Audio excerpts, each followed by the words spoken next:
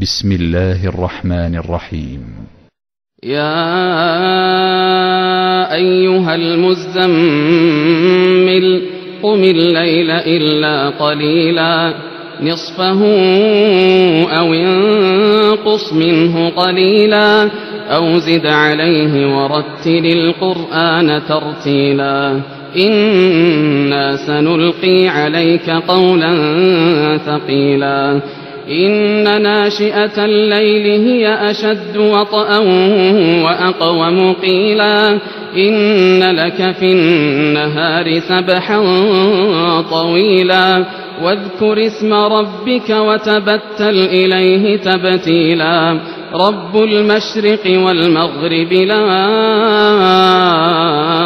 إله إلا هو فاتخذه وكيلا واصبر على ما يقولون واهجرهم هجرا جميلا وذرني والمكذبين أولي النعمة ومهلهم قليلا إن لدينا أنكالا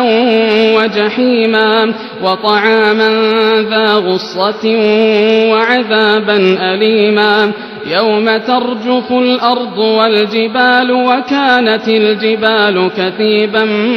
مهيلا إنا أرسلنا إليكم رسولا شاهدا عليكم كما أرسلنا إلى فرعون رسولا فعصى فرعون الرسول فأخذناه أخذا وبيلا فكيف تتقون إن كفرتم يوما يجعل الولدان شيبا السماء منفطر به كان وعده مفعولا إن هذه تذكرة فمن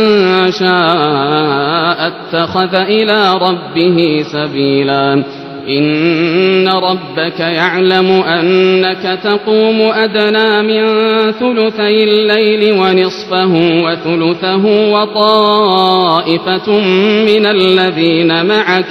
والله يقدر الليل والنهار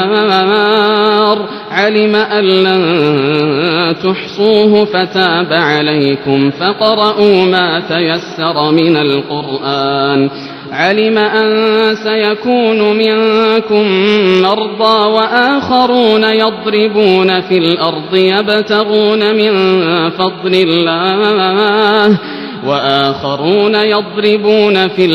يبتغون من فضل الله وآخرون يقاتلون في سبيل الله فاقرؤوا ما تيسر منه وأقيموا الصلاة وآتوا الزكاة وأقرضوا الله قرضا حسنا وما تقدموا لأنفسكم من خير تجدوه عند الله هو خيرا